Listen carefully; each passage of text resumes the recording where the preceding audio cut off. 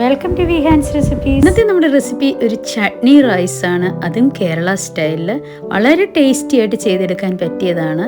സാധാരണയായി ചെയ്യുന്നതിനും ഇത്തിരി വ്യത്യസ്തമായ രീതിയിലാണ് ഞാനിവിടെ ചെയ്തെടുത്തിട്ടുള്ളത്. അപ്പം ഇഞ്ചി, അതുപോലെ വാളംപുളി, അതോടൊപ്പം 2 കൈപ്പിടി വരുന്ന തേങ്ങയുടെ തിരുമിയെടുത്തതും കൂടെ ചേർത്ത് ചെറുതായിട്ട് ഒന്ന് ക്രഷ് ചെയ്ത് മാറ്റി വയ്ക്കുകയാണ് ചെയ്യുന്നത്.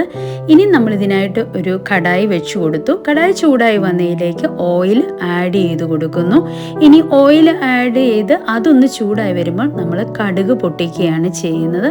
അപ്പോൾ കടുക് പൊട്ടിച്ചതിന് ശേഷം അതിലേക്ക് വറ്റൽ മുളകും അതിനോടൊപ്പം കറിവേപ്പിലയും ചേർത്ത് കൊടുക്കുന്നു.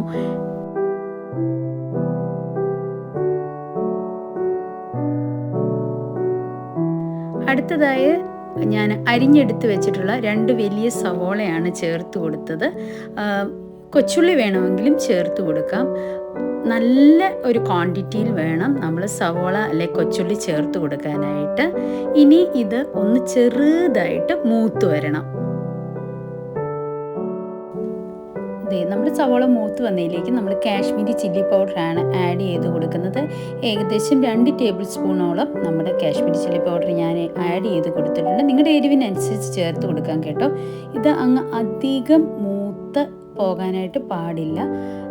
നമ്മൾ ഇത് ചെറുതായിട്ട് നമ്മുടെ മുളക് പൊടി മൂത്ത് വരുന്ന സമയത്താണ് നമ്മൾ അരച്ചെടുത്ത് വെച്ചിട്ടുള്ള നമ്മുടെ തേങ്ങ, ഇഞ്ചി, അതോടൊപ്പം പുളി ആ ഒരു കൂട്ട് ചേർത്ത് കൊടുക്കുന്നത്. ഇതും ഇതിൽ കിടന്ന് ഒത്തിരി മൂത്ത് പോകാൻ പാടില്ല.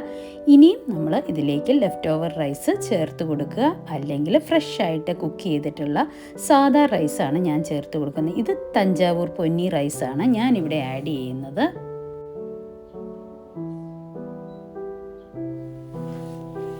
ഇനിയും നമ്മുടെ റൈസ് ഒട്ടും പൊടിഞ്ഞു പോകാതെ ചെറുതായിട്ട് ഒന്ന് ഇളക്കി കൊടുത്ത് നല്ലതായിട്ട് മിക്സ് ചെയ്യുക. ഓൾറെഡി സോൾട്ട് ആഡ് ചെയ്തിട്ടുള്ളതാണ് ഞാൻ റൈസിൽ. ഇല്ലാത്ത പക്ഷം നമുക്കിപ്പോൾ സോൾട്ട് ആഡ് ചെയ്ത് കൊടുക്കാം. അപ്പം നല്ല ടേസ്റ്റിയാണ്. അധികം കറികളൊന്നും തന്നെ ഇതിന് ആവശ്യമില്ല. അപ്പം നിങ്ങൾക്ക് ഈ വീഡിയോ ഇഷ്ടമായെന്ന് കരുതിക്കൊണ്ട് താങ്ക്സ് ഫോർ വാച്ചിങ് വി ഹാൻഡ്സ്.